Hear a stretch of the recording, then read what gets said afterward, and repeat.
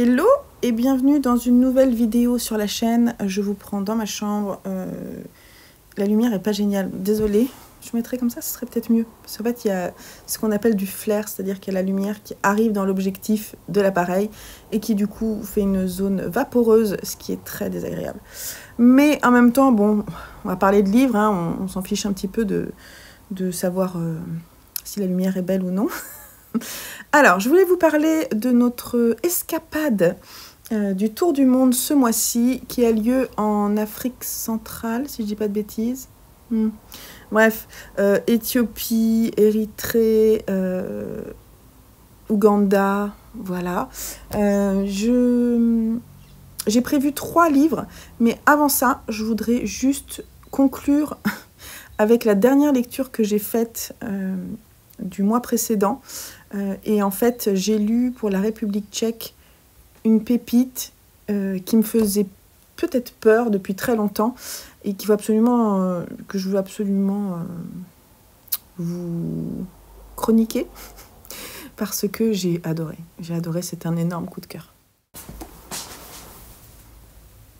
Et il s'agit de L'insoutenable légèreté de l'être de Milan Kundera, ici dans une édition avec une couverture assez immonde de Picasso, mais pas dans les sculptures que je préfère.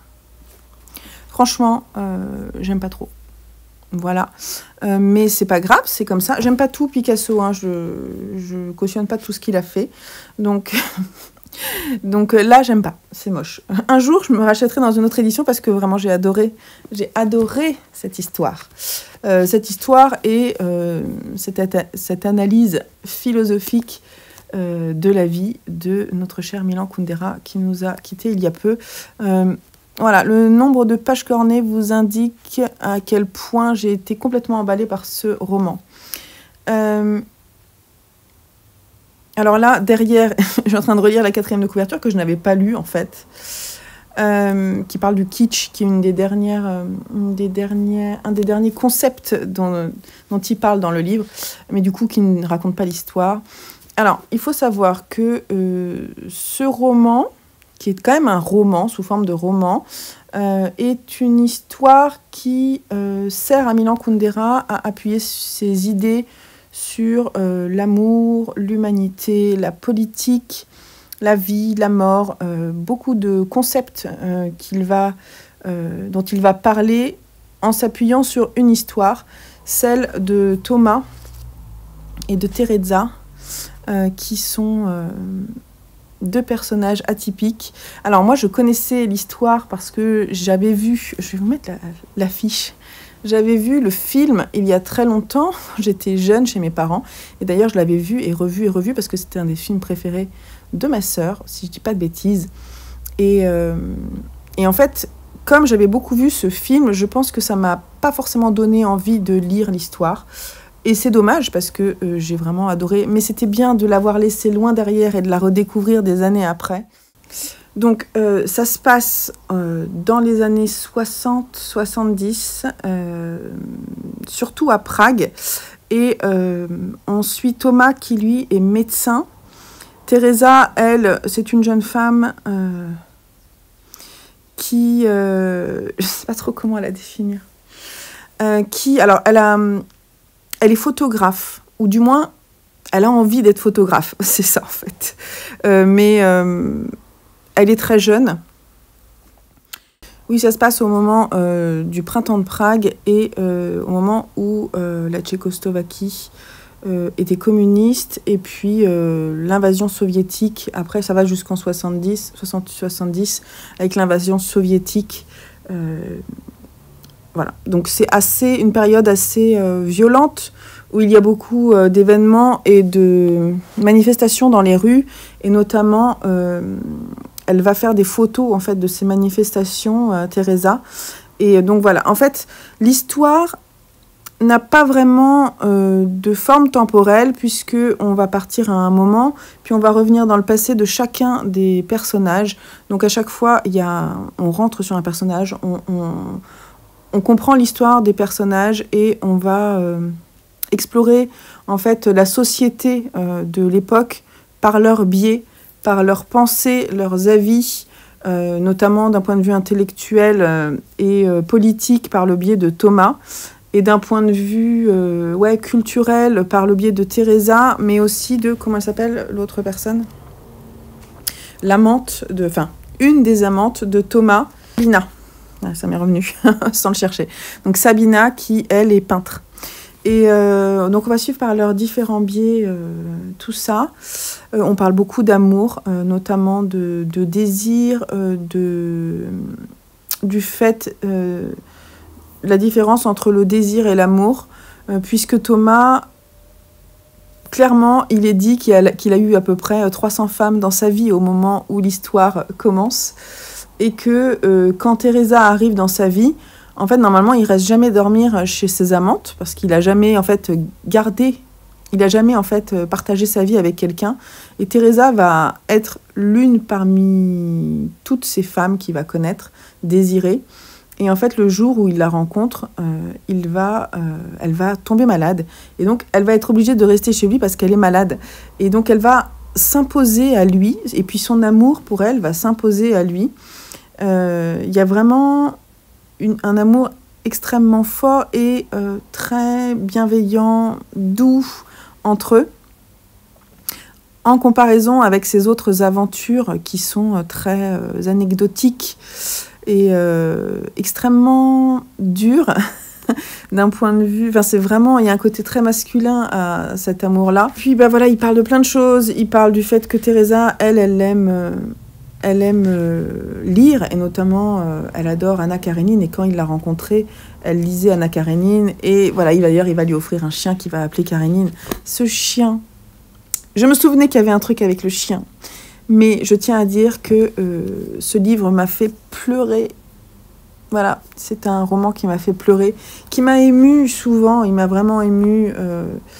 Et pourtant, j'ai pas forcément aimé les personnages. Mon personnage préféré, c'est Sabina, qui croque la vie à plein de dents, qui est tellement loin des clichés féminins qu'on connaît, notamment de l'époque. Elle est en dehors du courant des femmes qui veulent se marier, qui veulent qui veulent rester coincées. Elle est créative,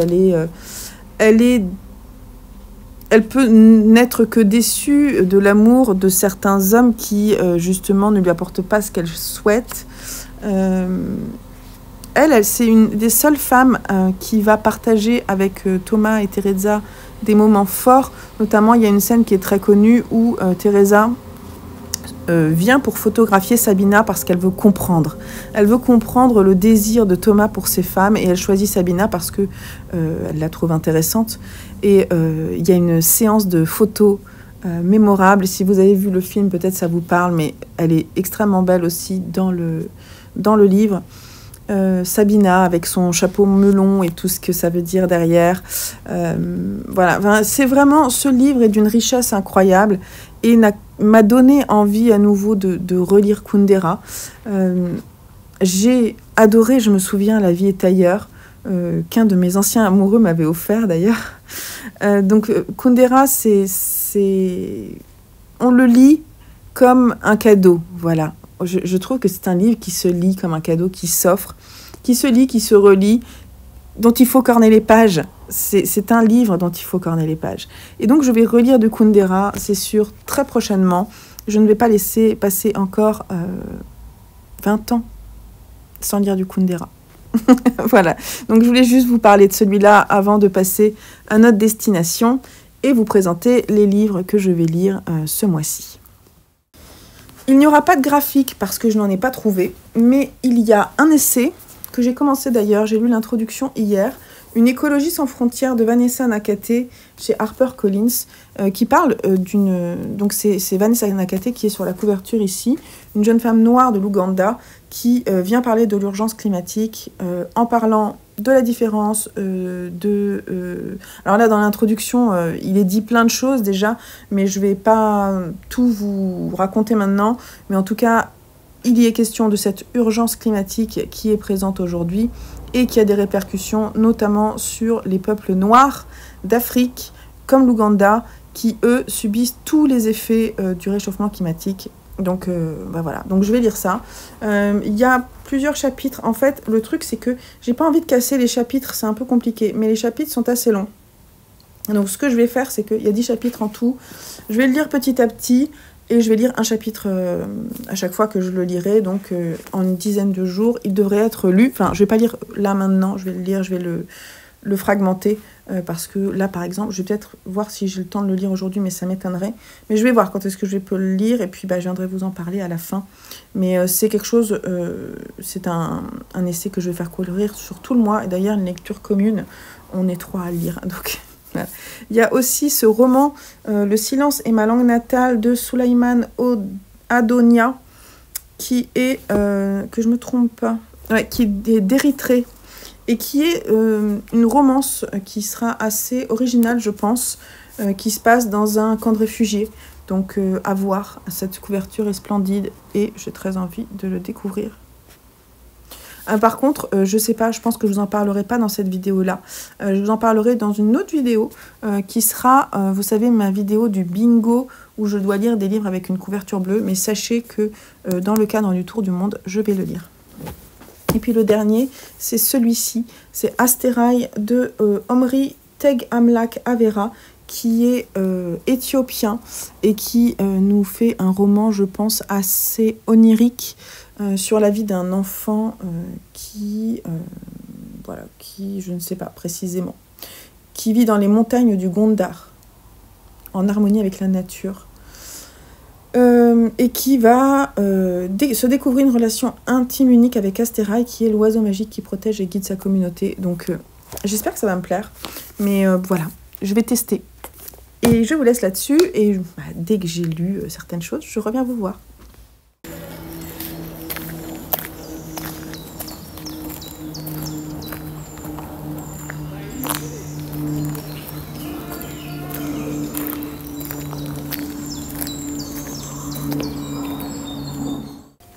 Alors, côté Tour du Monde, déjà, je peux juste vous dire rapidement qu'il y a un fail et un abandon avec Le silence est ma langue natale de Souleymane Adonia, édité chez La Croisée. Ce livre est très beau, il fait partie de mon bingo, donc il va falloir que j'en trouve un autre, mais j'en ai déjà trouvé un autre.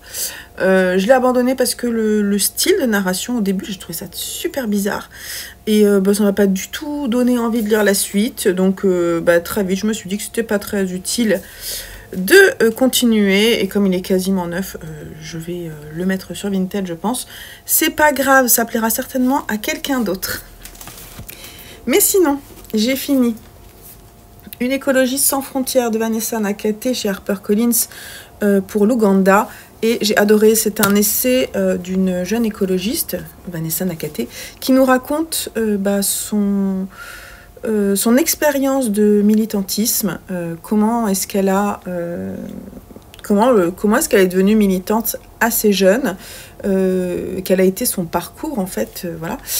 Ensuite, elle explique quelle est l'urgence actuelle, notamment vis-à-vis des pays du Sud, ce qu'elle appelle les pays du Sud, donc d'Afrique du Sud notamment, et d'Afrique centrale et d'Afrique du Sud, parce que l'Ouganda, comme d'autres pays, sont les premières victimes du réchauffement climatique, puisqu'ils ont des températures très hautes et ils ont des intempéries hallucinantes qui mettent en péril toute l'agriculture du pays. Et donc, s'il n'y a pas d'agriculture, les conséquences sur beaucoup de choses dans la vie quotidienne, pour les enfants, pour les femmes, pour les hommes au travail, tout décline. Donc les conséquences du réchauffement climatique sont réelles et tangibles dans ces pays-là.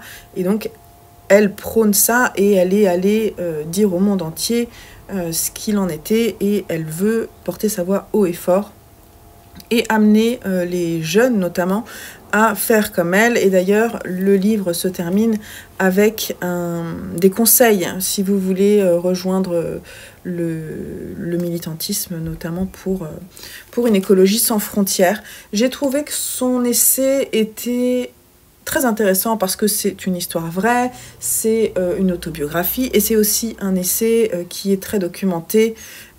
Voilà, donc elle nous parle vraiment de sa propre expérience, mais également du sujet qui lui importe. J'ai trouvé ça très pertinent, j'ai trouvé aussi très pertinent sa façon de parler du militantisme en général et tous ces différents axes qui relève aussi, par exemple, de la différence du fait d'être noir et d'être aujourd'hui sur la scène internationale et de parler de l'urgence des pays d'Afrique. Il fallait le faire et je trouve que c'était courageux et bien fait. Franchement, je salue l'exercice de style. J'ai beaucoup aimé. Je viens de le terminer. Et j'ai annoté beaucoup de choses. J'ai corné des pages, oui, pour les personnes qui ne supportent pas que je corne des pages. Dans mes essais, surtout ceux que je vais garder, je m'embête pas et je note des choses. Je corne et je note des choses. Voilà. Parce que un essai, c'est aussi un document de travail, un document qui nous interpelle, qui nous demande justement de retenir des informations. Et voilà, donc je trouve ça important de mettre de moi dans les essais. Voilà, c'est tout ce que je voulais dire. Après, c'est sûr que si l'essai ne me plaît pas, et ben, soit je le donnerai à quelqu'un, soit je le mettrai en boîte à livres, parce que le livre, effectivement, ne peut plus circuler et se vendre, mais il peut se donner si le sujet intéresse. Voilà. En tout cas, ça m'a beaucoup plu. Je vous le conseille vraiment beaucoup. Alors, ce qui va se passer, c'est que je vais commencer Astéraï. On est le 24 pour l'Éthiopie et on va voir si j'arrive à le lire d'ici là. J'espère que ça va me plaire. Et puis, je viendrai vous en parler le moment venu. Voilà. Il faut qu'on conclue ce tour du monde avec... donc, vous avez vu que j'ai fait un flop, hein, il y a eu un flop, mais j'ai lu Astéraï de Omri Teg Amlak Avera chez Actes Sud, qui n'a pas été une lecture que j'ai particulièrement appréciée, mais il y a des moments que j'ai trouvé fort sympathiques. Alors, c'est un livre qui est écrit par un auteur originaire de la région de Gondar en Éthiopie. Moi, je m'attendais à quelque chose de très onirique, donc et de fantastique, puisqu'on parlait d'un enfant qui pouvait discuter avec l'oiseau magique qui protège et guide sa communauté.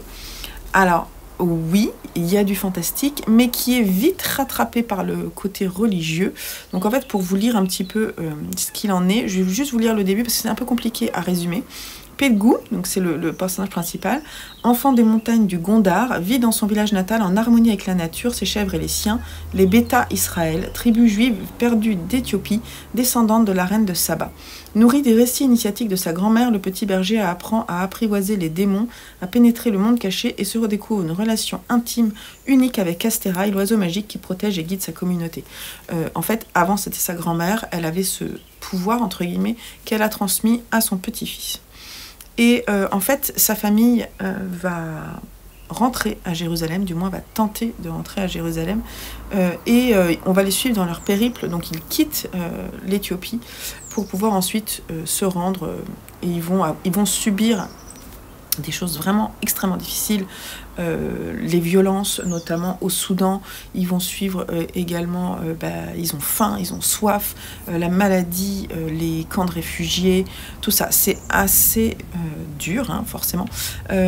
J'ai adoré le début où j'ai trouvé que justement c'est un roman initiatique, là on y est, on suit ce personnage qui est très jeune et qui ne sait pas trop comment faire, il est un petit peu différent, il est extrêmement curieux, il est téméraire et on le suit et en fait on sent qu'il est un petit peu à part, mais quand sa grand-mère lui explique qu'il a un don, j'ai trouvé que c'était intéressant, sauf que très vite ça a été lié à une morale judaïque qui lui donnait en fait les rênes pour qu'ensuite il puisse redresser la barre et rappeler en fait à son peuple ce qu'il doit faire dans le culte de Dieu, en fait, dans le culte de la religion. Et en fait, l'empreinte religieuse est extrêmement forte et la morale qui est liée extrêmement importante, ce qui fait que moi, qui suis athée, je peux entendre qu'il y a une culture qui est liée à la religion, mais j'ai trouvé que c'était minimiser toute la culture historique et la culture, c'est-à-dire ces gens, comment est-ce qu'ils vivent, ce qu'ils font au quotidien.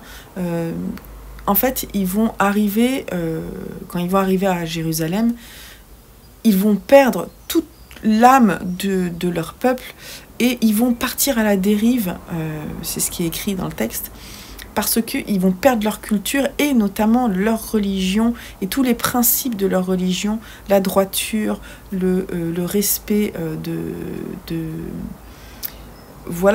toutes les... Après, c'est compliqué parce que moi, je ne connais pas bien, mais d'ailleurs, j'ai vraiment... Je suis passée au-dessus. On était tellement loin de ce que je connais moi, que je l'ai lu plus comme un recueil de foi, enfin je sais pas comment dire, comme des lignes de conduite religieuses, que comme un roman. Et alors j'ai pas arrêté de naviguer entre ah ouais ça c'est intéressant, ah oh non c'est encore rattrapé par ce message en fait religieux, et ça a complètement détaché mon intérêt. Et pourtant j'ai trouvé ça super intéressant quand ils partent de chez eux, donc ils sont vraiment arrachés de leur pays parce que en fait ils sont obligés de fuir, donc vraiment on suit des personnages qui représentent une vérité, quoi. C'est-à-dire qu'il y a des gens qui ont été arrachés comme ça dans l'objectif de pouvoir vivre enfin dans la cité de Jérusalem qui peut vraiment les accueillir. En fait, ça va pas se passer comme ils espéraient, et ça va être extrêmement difficile, extrêmement violent. Et notre personnage principal, on va le suivre jusqu'à l'âge adulte, et il va déraper pour ensuite être remis sur le droit chemin. Et j'ai trouvé que c'était too much. Pour moi, c'était too much. J'y ai pas cru, ou du moins ça m'a fait lever les yeux au ciel plusieurs fois, mais parce que c'est relatif à moi ce que je pense en fait par rapport au fait d'avoir un messie, ou du moins enfin de toute cette culture là religieuse là, je ne l'apprécie pas, donc c'est un point de vue, et du coup ça n'a pas fonctionné vraiment avec moi. Et pourtant évidemment je trouvais que c'était intéressant parce que réaliste, et après hop je trouvais qu'en fait en fait, le message religieux fait déconnecter de la réalité ces gens et leur donne une voie à suivre qui n'est peut-être pas forcément la voie qu'ils devraient suivre en fait. Il faudrait ne pas oublier sa culture, ne pas oublier ses origines, mais voilà, le fait d'être arraché de son pays, forcément tu te réinventes. Il ne faut pas forcément se dire qu'il faut garder tout ce qui était dans le pays initial pour ensuite réussir à vivre dans le pays dans lequel on va vivre. Vous voyez, il faut aussi grandir, changer. Forcément, on change dans les voyages, même si on n'a pas le choix, on change. On côtoie d'autres cultures, on change. Voilà, bref, c'est ce que j'ai pensé. C'est un peu compliqué parce que je n'ai pas écrit ce que je voulais dire. Et encore aujourd'hui, c'est difficile pour moi de savoir pourquoi ça n'a pas fonctionné vraiment. Mais bon, c'est pas grave. En tout cas, si ça vous intéresse, vous pouvez le lire. Moi, j'étais un petit peu déçue. Alors, j'ai pas lu tout ce qui était à la fin, vous voyez.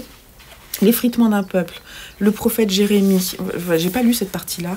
Le prophète Jérémie, donc qu'est-ce qu'il a fait? Le chef Isaïe, qu'est-ce qu'il a fait? Les rois Gidéon et Hiel.